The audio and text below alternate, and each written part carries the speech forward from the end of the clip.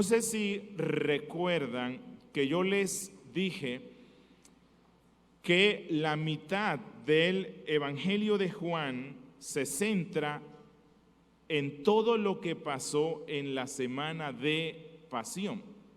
Juan dedica la mitad de su Evangelio a centrarse en la última semana de la vida de Cristo, en su pasión, en su crucifixión, en su sepultura y en su resurrección. Y esto nos muestra que el Evangelio de salvación se centra principalmente en estos dos actos.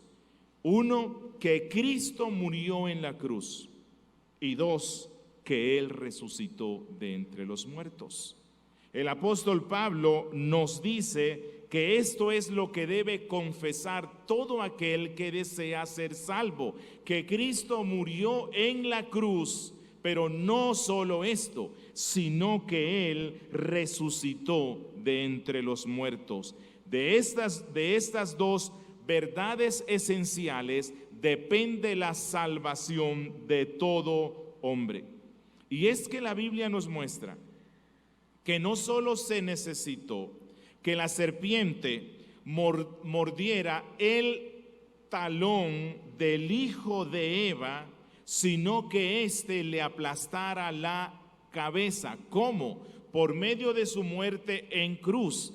Pero si él hubiese quedado únicamente en la muerte en cruz y no resucita, lo único que se hubiese dado era la mordida de la serpiente, no se le hubiese aplastado la cabeza.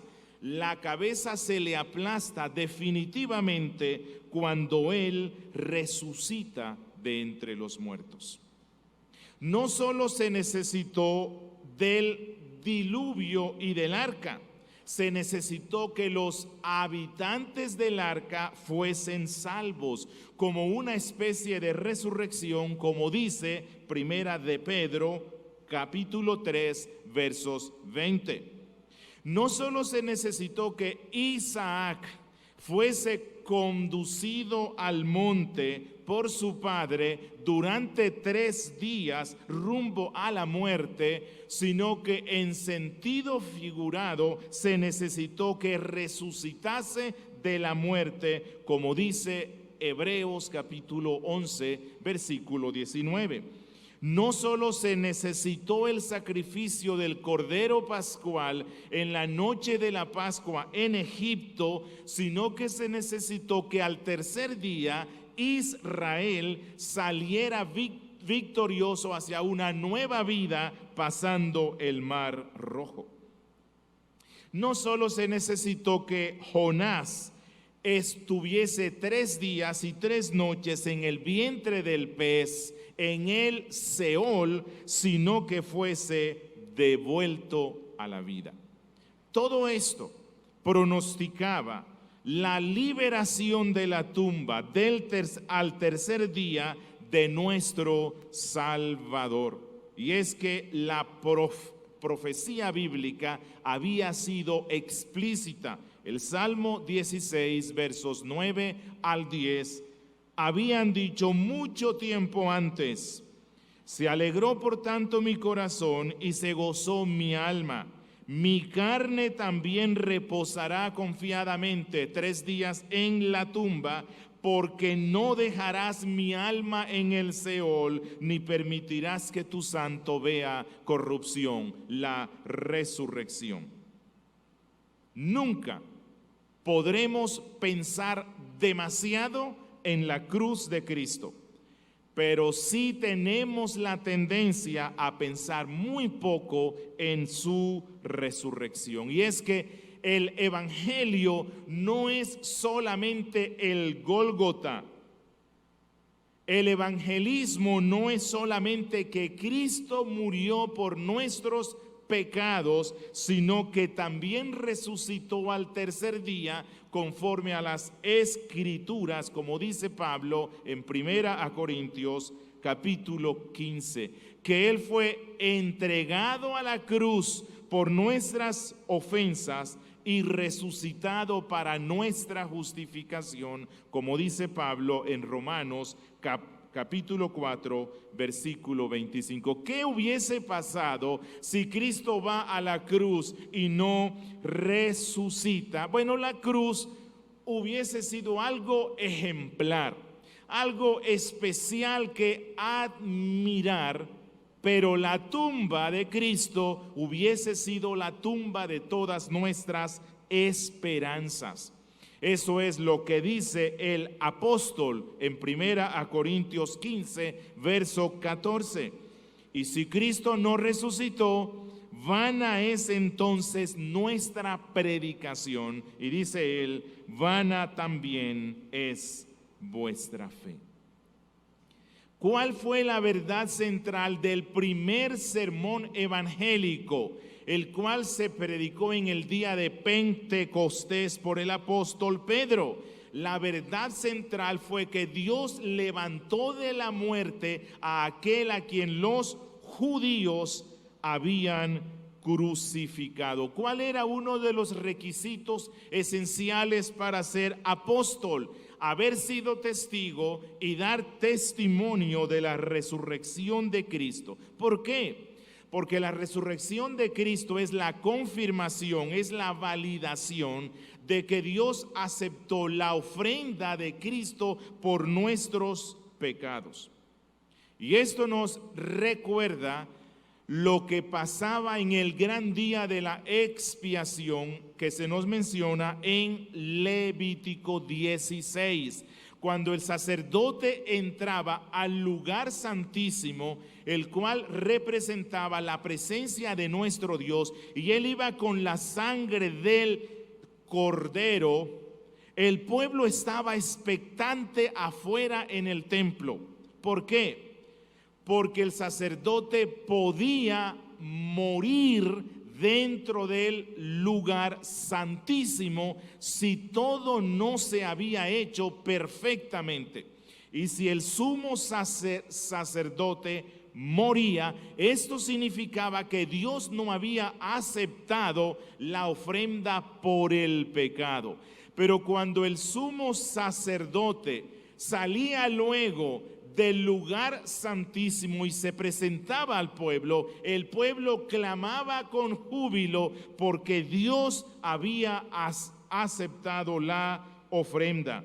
Fue necesario que el verdadero sumo sacerdote se levantase de entre los muertos como una evidencia clara de que Dios había aceptado la perfecta labor de redención efectuada por él, la cual culminó en la cruz. Esa es la razón por la cual Juan se centra en presentarnos el testimonio propio y el de una gran multitud que vio al Cristo resucitado, de manera que nadie tenga dudas sobre este acto central de la redención. Pues si usted no cree que Cristo resucitó, vana es vuestra fe. Sin la resurrección, la obra de la cruz no sirve de nada. Y eso es por lo cual la iglesia de Cristo no se congrega el viernes, el día en el cual Cristo fue a la cruz. La iglesia se congrega el domingo, el día en el cual Él resucitó, porque esto es lo que llena de gozo festivo a la iglesia de Cristo, que su resurrección confirma nuestra justificación. Hoy vamos a estar viendo la primera sección de esta predicación que he titulado Testigos de la Resurrección. Testigos de la Resurrección. Y hoy, con la ayuda de nuestro Dios, y si el tiempo no va tan rápido, vamos a ver 4 testigos. Versículo 1, la piedra quitada, primer testigo. Versículos 2 al 10, el sepulcro vacío, segundo testigo.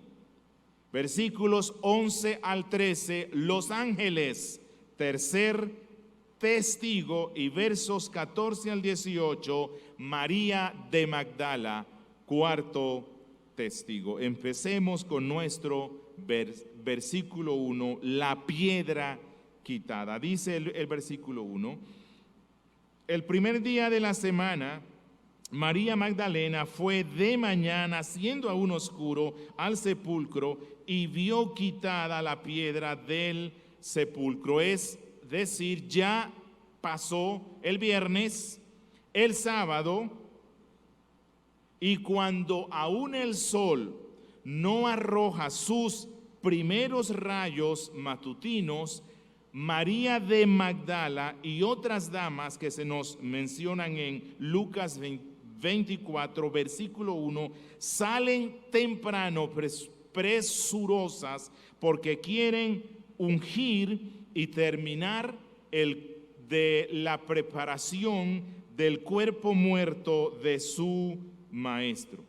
Ellas no iban con gozo, no, ellas iban tristes, iban acongojadas. Su bienhechor, el buen maestro, en pocos días había ido a un juicio, a una cruz, y estaba ahora en una tumba. Ellas van a ofrecerle un acto póstumo de agradecimiento. Desean culminar los ritos funerarios antes de que el cuerpo entre en descomposición. Estas damas no van a la tumba con ninguna esperanza.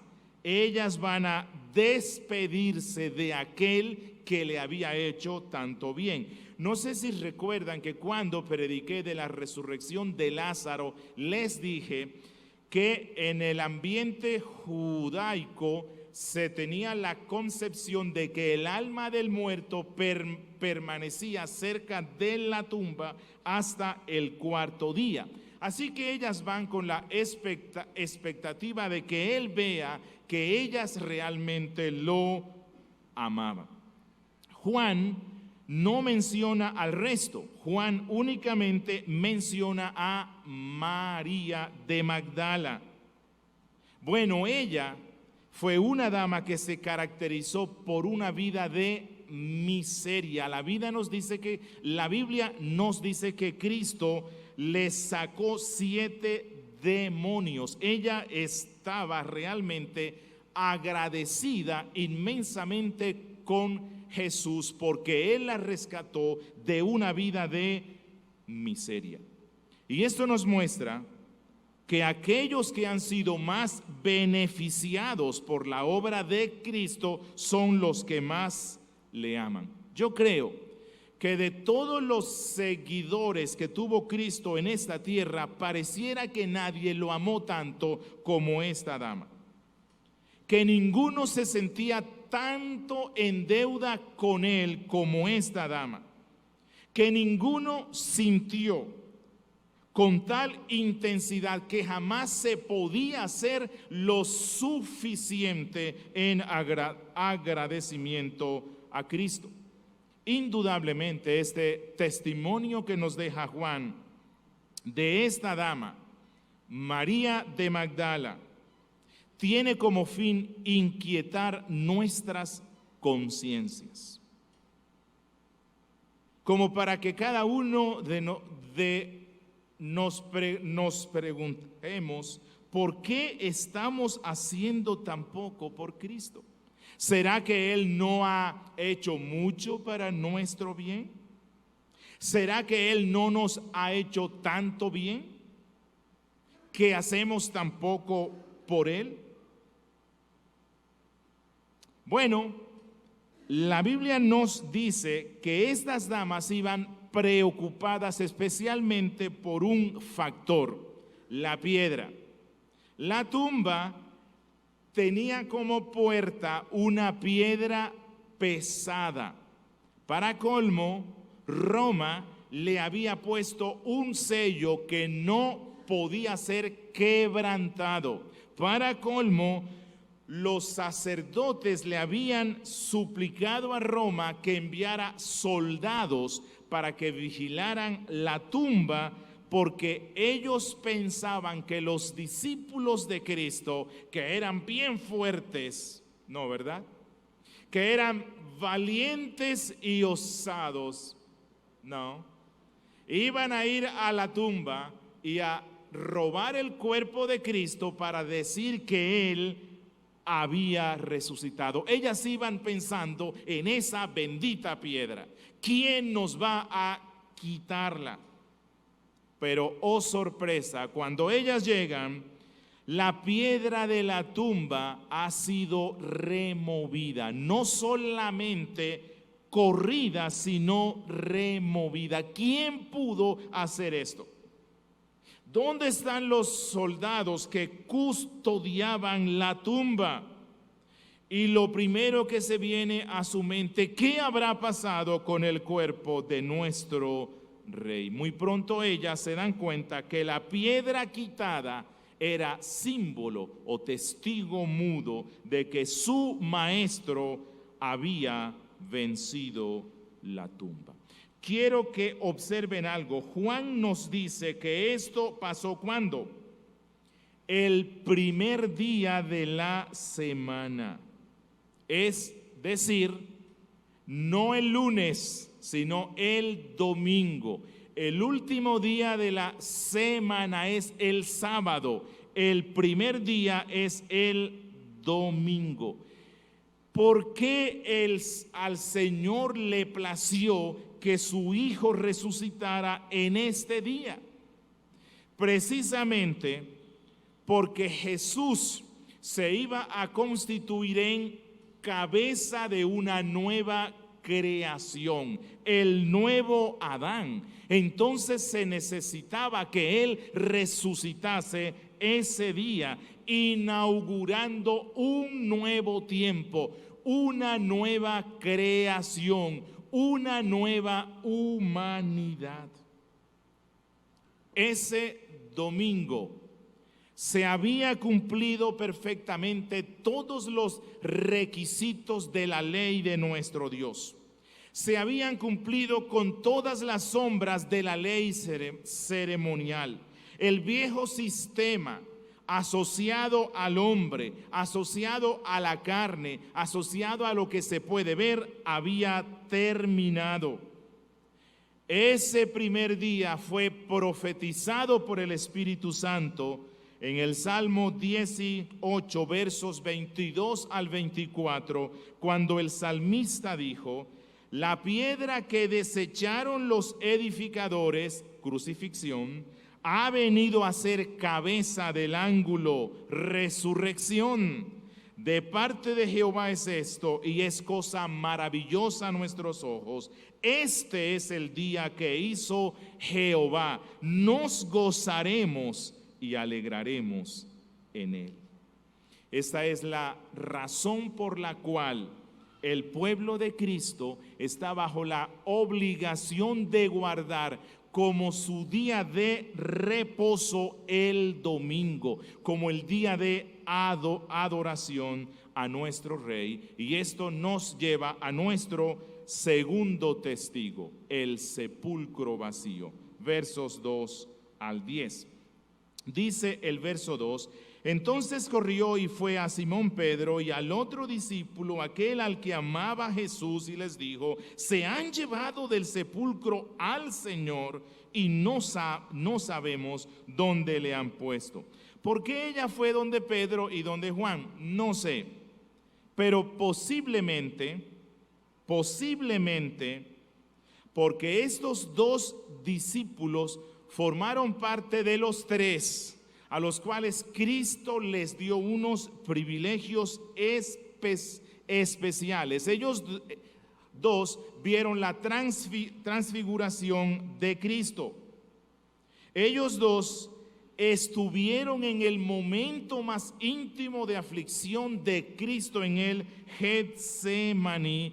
Además, solamente estos dos estuvieron cerca de Cristo durante su arresto. el texto nos muestra que María de Magdala está convencida que alguien tomó el cuerpo de Cristo, que alguien lo cambió de tumba, de manera que ahora no podrán visitar la tumba de su maestro. Eso era lo único, según la perspectiva que tenía ella, que les quedaba de Cristo y se lo habían quitado. Qué gente tan mala, qué gente tan miserable. Versos 3 al 4. Y salieron Pedro y el otro discípulo y fueron al sepulcro. Corrían los dos juntos, pero el otro discípulo corrió más aprisa que Pedro y llegó primero al sepulcro. ¿Quién es ese otro discípulo? Ese otro es Juan, el mismo que escribe este evangelio. Ya hemos visto que el mismo evangelio lo describe como aquel discípulo a quien Jesús amaba, es decir, aquel discípulo que era más cercano emocionalmente o afectivamente a Cristo, posiblemente por ser uno de los más jóvenes. Él tenía la confianza y la ingenuidad de un niño, tanto que la Biblia lo describe como recostado al pecho de Cristo. Solo él pudo hacer esto. Y este Juan, que cuando escribe esto ya era un anciano, recuerda con esa vividez ese momento que él dice que los dos salen de Jerusalén, van al jardín de la sepultura y luego empiezan a correr. ¿Por qué? Posiblemente ya se habían encontrado con las damas que habían acompañado a María y ellas les habían dicho: la tumba está vacía. Lo cierto es que los dos llegan al sepulcro y al igual que las damas están angustiados. Una marejada de pensamientos los aturde y la angustia los embarga. Pareciera que los momentos tristes relacionados con su buen maestro no han cesado. Versos 5 al 7. Y bajándose a mirar, Juan vio los lienzos puestos allí, pero no entró. Luego llegó Simón Pedro tras él y entró en el sepulcro y vio los lienzos puestos allí y el sudario que había estado sobre la cabeza de Jesús, no puesto con los lienzos, sino enrollado en lugar aparte. Recordemos algo que ya les expliqué antes. Las tumbas en el tiempo de Cristo no son como nuestras tumbas hoy día, eran como especie de cuevas que se cavaban en la roca. La cueva constaba de una puerta pequeña, al fondo una salita pequeña que era donde se hacía todo esto de la preparación del cuerpo, y luego venía en sí la tumba, que era como especie de una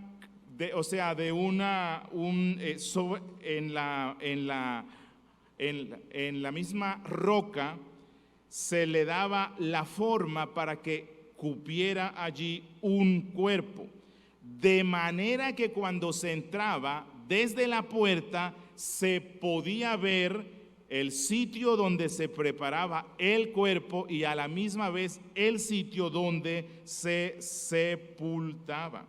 Y esto es lo que nos dice aquí Juan, que lo primero que él vio fueron los lienzos con los cuales cubrieron todo el cuerpo de Cristo. Estaban perfectamente enrollados a un lado de la tumba.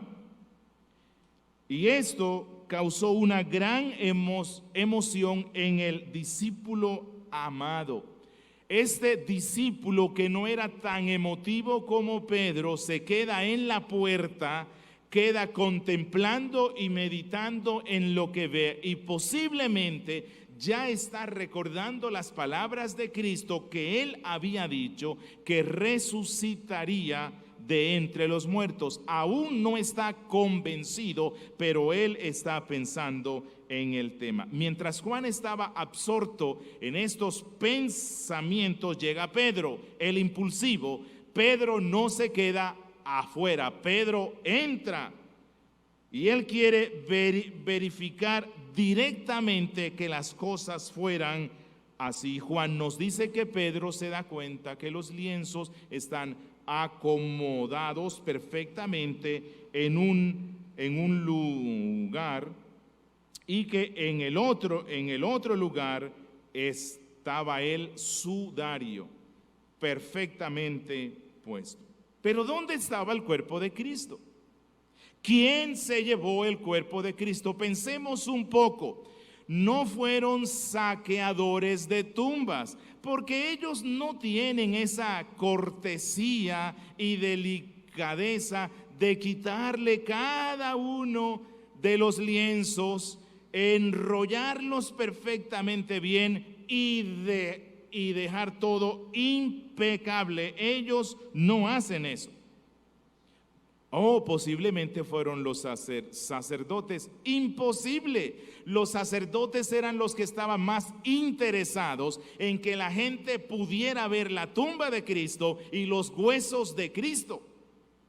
Ellos deseaban demostrarle al mundo que Cristo no resucitó. No pudieron ser los discípulos. Eran cobardes hasta ese momento. Estaban escondidos, temblando. Entonces, ¿qué pasó? Versos 8 al 9. Entonces, entró también el otro discípulo que había venido primero al sepulcro, Juan, y vio y creyó, porque aún no habían entendido la escritura, que era necesario que él resucitase de los muertos. ¿Qué fue lo que creyó Juan? Bueno, lo que creyó Juan fue que Jesús había resucitado de los muertos. Lo que creyó Juan es que él era el Mesías que tanto habían esperado, que realmente él era el rey de Israel, que él era todo lo que dijo ser, que él era el Señor de la gloria, el Hijo de Dios. ¿Significa esto que ellos no tenían fe? Ellos ya tenían fe en Cristo, pero aún era muy débil. Y en el momento de la prueba, cuando Cristo es conducido a la cruz, esta fe estaba dudando. Pero Juan ahora ya no tiene temor. Jesús es el Hijo de Dios, Él es el Salvador, Él es el Redentor. Me imagino que Juan por dentro estaba diciendo, aleluya, ha resucitado. Versículo 10. Y volvieron los discípulos a los suyos. Pedro aún confundido, Pedro aún con dudas, y Juan lleno de gozo. Imagínense lo que estaba pasando en la casa de Juan cuando él llega con la buena nueva. ¿Quién estaba viviendo con Juan en su casa? Su tía, la madre de Cristo. Juan la recibió en su casa. Recuerdan que la Virgen María, la Biblia nos dice que ella guardaba en su alma todas las cosas que los ángeles y los profetas decían sobre Cristo. María tuvo que ser una de las que albergaba la esperanza de que su hijo resucitase de entre los muertos. Y Juan llega con la buena nueva. Yo vi y creí. Y hubo fiesta en esa noche. Tercer testigo, los ángeles. Versos 11 al 13. Leo desde el verso 11 hasta el verso 12. Pero María estaba afuera llorando junto al sepulcro, y mientras lloraba, se inclinó para mirar dentro del sepulcro y vio a dos ángeles con vestiduras blancas que estaban sentados, el uno a la cabecera y el otro a los pies, donde el cuerpo de Jesús había sido puesto. Bueno, aquí se supone que ella regresa de la casa de Pedro y Juan. Posiblemente ella no corrió, ella llega más tarde cuando Pedro y Juan ya se habían ido, pero la bendición en ese instante iba a ser más grande para ella. Nos dice Juan que ella no entra a la cueva, sino que a la puerta de la tumba llora con profunda e irrefrenable tristeza. Ella llora, y antes de partir a su casa, echa una última mirada al sepulcro, como viendo, ¿será que no nos dimos cuenta y el cuerpo está en el piso y el cuerpo está en un rincón? Y echa una última mirada con el fin de encontrar a su bien amado maestro muerto. Se nos dice, se inclinó y miró al sepulcro. Esto es lo que produce el dolor en el alma humana, que pone su vista en las cosas de esta tierra, en las cosas que le causan aflicción. María estaba buscando a Cristo en el sitio equivocado. Detrás de ella, mirando un poco hacia arriba, estaba Cristo. Allí Él le estaba esperando. Y esto nos muestra que cuando pasamos por aflicciones, cuando nos afligimos como los que no tienen esperanza, y caminamos más por vista que por fe, y andamos más en la carne que en el espíritu, entonces nos ocupamos en las cosas de abajo. Intentamos buscar no lo que nos da consuelo, sino aquello que es la causa de nuestra tristeza. La buscamos en nuestras tumbas. Cuando la Biblia nos dice que nuestro lema debe ser: a ti alcé mis ojos, a ti que habitas en los cielos. Salmo 123, versículo 1. Pero cuando nos olvidamos de la palabra de nuestro Dios, cuando nos olvidamos de las promesas de Cristo, buscamos nuestro gozo en el sitio equivocado. Pero nos dice Juan, y supongo que tuvo que ser muy grande la sorpresa cuando ella mira nuevamente y ve a dos jóvenes vestidos de blanco, sentados donde estuvo el cuerpo de Cristo. Quiero que observen que Juan nos dice que estos dos ángeles estaban vestidos de blanco. ¿Por qué de blanco? La Biblia nos dice que el vestido blanco representa la santidad de nuestro Dios, pero a la misma vez el gozo, la victoria, el triunfo. Los ángeles que estaban allí en el instante en el cual resucitó Cristo, que fueron los que quitaron la piedra, estaban vestidos de tal manera que representaba el gozo que las huestes de los cielos tenían porque habían visto resucitar a su rey. Versículo 13. Y le dijeron: mujer, ¿por qué lloras? Les dijo: porque se han llevado a mi Señor y no sé dónde le han puesto. ¿Será que los ángeles no tenían conocimiento de cuál era la razón por la cual ella estaba triste? Claro que sí. Claro que sí, pero la pregunta de los ángeles es una tierna reconvención para ella. Es como una amorosa exhortación.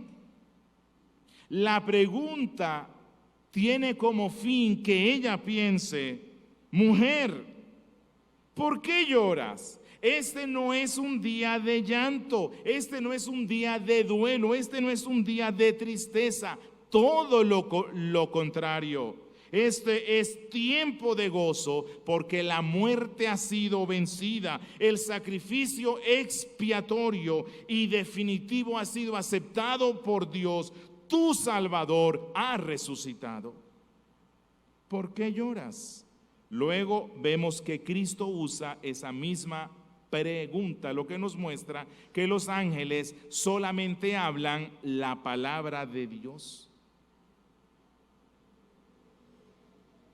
Ellos le volvieron a preguntar a los discípulos en el día de la ascensión de Cristo: ¿por qué? ¿Por qué estáis viendo? Y yo creo que los ángeles del cielo se sorprenden cuando ven nuestra incredulidad. Se sorprende cuando ven nuestros miedos, cuando ven nuestros remordimientos, cuando ven nuestra falta de obediencia. Ellos se sorprenden. ¿Por qué lloras, María? No llores por una tumba vacía. La tumba vacía es el testigo fehaciente de que tu Señor ha resucitado, y debes gozarte cuando veas nuevamente esta tumba vacía. María lloraba mientras su maestro afuera le esperaba. María estaba triste cuando su rey había salido triunfante de la muerte. Y esto nos muestra una imagen de lo que usualmente sucede en la vida de un cristiano, especialmente cuando pasamos por pruebas. Los cristianos muchas veces lloramos por la ausencia de cosas que realmente están a nuestro alcance. Lloramos porque tememos cosas que nunca jamás van a pasar. Esto nos muestra que buena parte de nuestras lágrimas a lo mejor no eran necesarias. Es interesante ver que ella dice: se han llevado ¿a quién? A mi Señor. Y esto nos muestra el afecto profundo que María de Magdala tenía hacia Cristo. Y cuán bendito sería que cada cristiano pudiera hablar de Cristo diciéndolo en esos términos posesivos: mi Señor. David dijo: el Señor es ¿qué? Mi pastor. La voz de la iglesia es: mi amado es mío y yo soy de él. Y el apóstol dijo de Cristo: el que me amó y se entregó a sí mismo por mí. Y esto nos lleva a nuestro cuarto y final testigo por el día de hoy: María de Magdala. Versos 14 al 18. Dice en el verso 14: cuando había dicho esto, se volvió y vio a Jesús que estaba allí, mas no sabía que era él. Posiblemente ella vio un gesto en los seres angélicos, posiblemente vio un gesto de adoración, posiblemente ellos le indicaron con la mano, y entonces ella mira hacia la puerta y allí está Cristo resucitado. Pero a causa de la incredulidad, ella no puede reconocerlo. ¿Será que el cuerpo de Cristo había sufrido algún cambio? ¿Será que era más blanco o más morenito o más alto o más bajo? Bueno, indudablemente un cuerpo glorificado debe tener ciertos aspectos externos distintos que el cuerpo mortal, porque es un cuerpo de gloria, es un cuerpo glorioso, pero no necesariamente indica que haya algún cambio en la fisionomía. Pero para ella y para el resto de los discípulos no les fue fácil reconocer al Cristo resucitado, y muy posiblemente a causa de la incredulidad. Pero quiero que observen algo. Primero quiero que observemos aquí la recompensa de la devoción.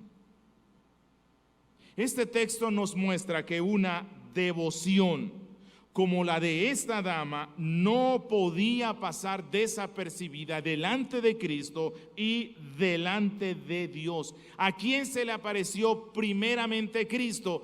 A aquella discípula que lo había amado tan profundamente.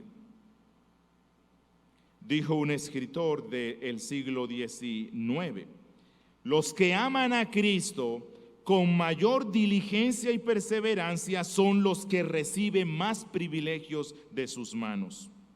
Sigue él: es un hecho conmovedor que María no abandonaría el sepulcro incluso cuando Pedro y Juan ya se habían ido a sus casas. El amor a su misericordioso Maestro no la dejaría salir del sitio hasta que no encontrara a Cristo. ¿Dónde estaba él? Ella no tenía conocimiento, pero el amor la hizo detenerse en la tumba vacía. Y aquí el amor cosechó una rica recompensa. Ella vio a los ángeles que Pedro y Juan no pudieron ver. Ella fue la primera en ver a nuestro Rey después de que Él resucitó de entre los muertos. La primera en escuchar su voz. Y concluye nuestro autor: ¿puede alguien dudar de que esto fue escrito para nuestro aprendizaje? Versículo 15. Jesús le dijo: mujer, ¿por qué lloras? ¿A quién buscas? Ella, pensando que era el hortelano, le dijo: Señor, si tú lo has llevado, dime dónde lo has puesto y yo lo llevaré. La pregunta de Cristo es la misma de los ángeles. María, ¿por qué lloras? No es tiempo de llorar, es tiempo de gozo. ¿A quién buscas? ¿A tu Señor o a un cadáver?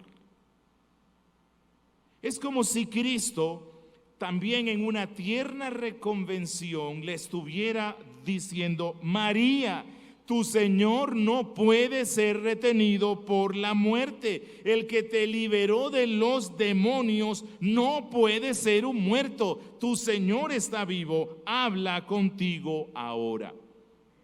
Pero ella sigue absorta en medio de su aflicción y sus ojos, aún llenos de incredulidad, no pueden contemplar al Cristo resucitado. Esa es la razón por la cual ella piensa que es el jardinero y le dice: ¿dónde está el cuerpo de mi Señor? Si tú lo cambiaste de tumba, dime dónde está. Es más, yo lo cargaré, yo lo voy a alzar. Es mi Señor, yo lo voy a poner en otra tumba. Eso es amor. Bueno, ella no tenía la capacidad de cargar a Cristo y mucho menos a un cuerpo muerto. Pero ella lo amaba tanto que estaba dispuesto a desgastarse por su Cristo, así su Cristo estuviese muerto. Luego que Jesús habla con ella, posiblemente ella nuevamente vuelve y mira al sepulcro. Ella no puede aceptar que su maestro, que el cuerpo de él no esté allí. Y cuando ella mira nuevamente hacia la tumba, a sus espaldas, escucha su nombre. Versículo 16. Jesús le dijo: María. Volviéndose ella le dijo: Raboni, que quiere decir maestro. Ella es sorprendida grandemente cuando escucha un tono de voz que le era familiar, y especialmente porque ella escucha que la llaman por el nombre que usaba su familia en arameo, que no era María, sino Miriam. Ella escucha que a sus espaldas en la lengua de su casa, le llama una voz conocida, Miriam, e inmediatamente ella sabe quién es. La primera vez Jesús le llama mujer. La relación entre un rey, Cristo Rey, con su vasallo. Pero ahora Cristo quiere mostrarle nuevamente la relación íntima y tierna que el pastor tiene con su oveja, y entonces la llama Miriam. Miriam. Y sus dudas se despejan. Y su mente turbada se calma y ya sabe quién es el que la llama. Y eso nos trae mucho gozo. Aunque nuestros pastores en esta tierra no conozcan ni siquiera nuestros nombres, Jesús pronuncia nuestros nombres delante de su Padre. Y un día Jesús pronunciará el nombre de cada uno de nosotros cuando allá se pase lista. De los cristianos, de los que creen en Cristo, se puede decir lo mismo que dijo Isaías 43:1. No temas, porque yo te conocí, te puse nombre, mío eres. E inmediatamente ella responde con ese profundo respeto, reverencia y adoración que tuvo hacia su maestro, y también en la misma lengua aramea le responde Raboni, que significa mi maestro. Raboni, aunque es parecido a rabí, realmente tiene una connotación más excelsa. Raboni únicamente era una designación para los grandes maestros. Gamaliel fue uno a los cuales se le dio esta designación, y en muchas ocasiones se usaba para dirigirse a Dios. Dios es mi Raboni. Ella reconoció su voz porque Cristo ya había dicho: las ovejas responden al llamado del buen pastor. Una sola palabra del buen pastor y el llanto y la tristeza se convierten en adoración. Inmediatamente ella sabe que el que la llama es el más bello entre 10,000 para su alma, y que él había triunfado sobre la tumba, que su dolor había terminado para siempre y su copa de gozo ahora estaba desbordada. Verso 17. Jesús le dijo: no me toques, porque aún no he subido a mi Padre, mas ve a mis hermanos y dile: subo a mi Padre y a vuestro Padre, a mi Dios y a vuestro Dios. Cuando ella se da cuenta que efectivamente era su maestro resucitado, entonces se postra a sus pies, lo abraza y se aferra a sus pies, mostrándole el amor sincero de un alma agradecida. Esto nos recuerda el canto de la iglesia en Cantares 3:4. Hallé luego al que ama mi alma, lo así y no lo deje. Esa es la razón por la cual Cristo le dice: no me toques, debo regresar a la casa de mi Padre. Jesús no le está prohibiendo que toque su cuerpo. Ella simplemente no lo estaba tocando. Ella estaba asida de sus pies, como diciéndole: ahora que has resucitado y te tengo, no te dejaré ir nunca más. Volverás a tener la misma relación que tenías con nosotros para siempre. Pero Cristo le tiene que dar una lección. Miriam, no es así. Debo regresar a la casa de mi Padre. Debo mostrarle el fruto de mi obra. Debo ser investido de gloria y coronado nuevamente en los cielos. no solamente como el Hijo de Dios, sino como el Hijo de Dios hecho carne. Pero Miriam, no te angusties, mi comunión con ustedes va a ser más íntima, porque va a ser por medio de la persona del Espíritu Santo y moraré dentro de cada uno de ustedes. Quiero que observen algo más. Jesús llama aquí a sus discípulos, ¿con qué nombre? Él dice, ve y dile a mis hermanos.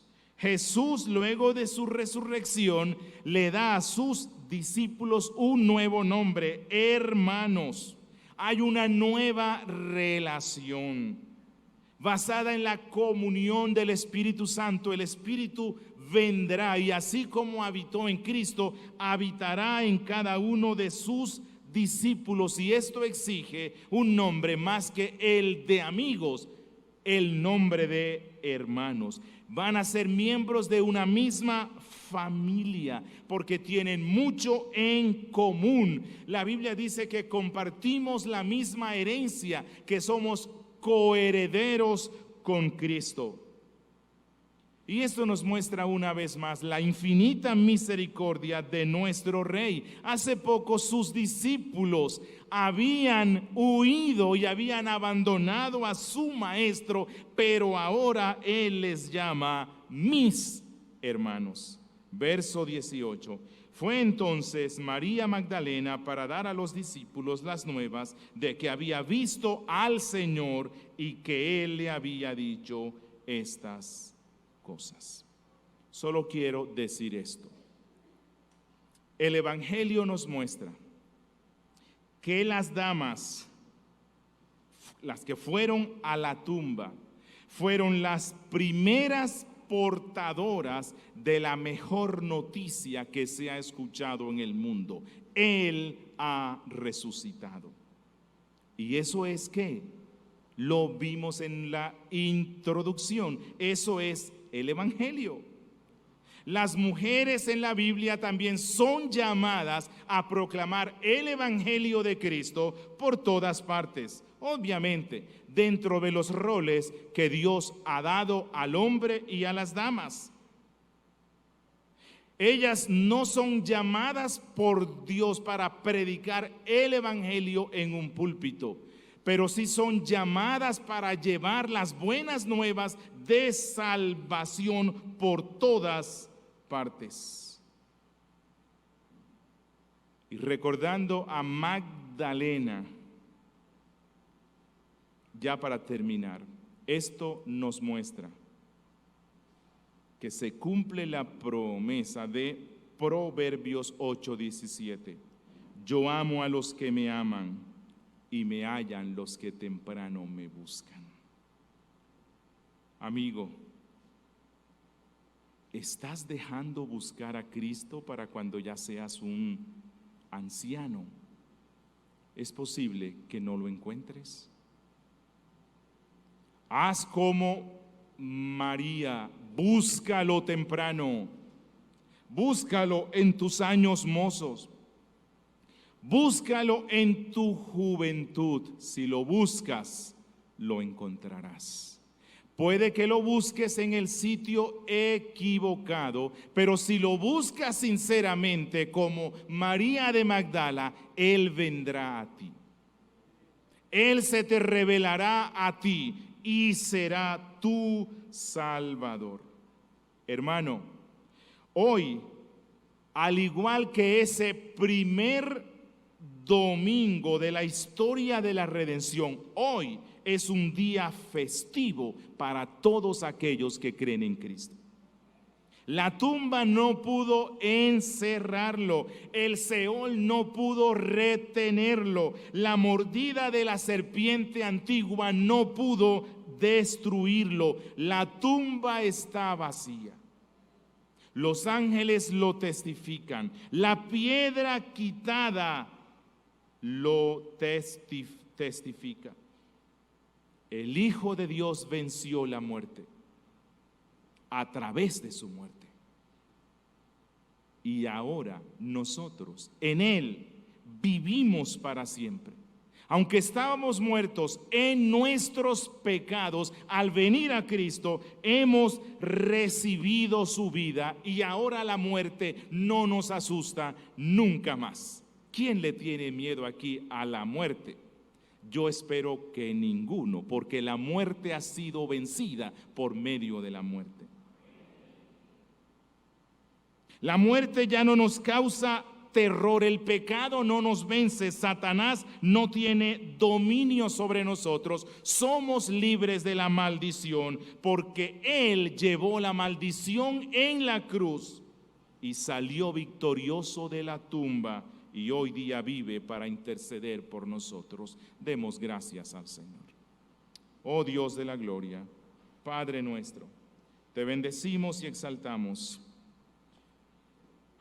porque el Evangelio de Juan nos deja este retrato tan vívido,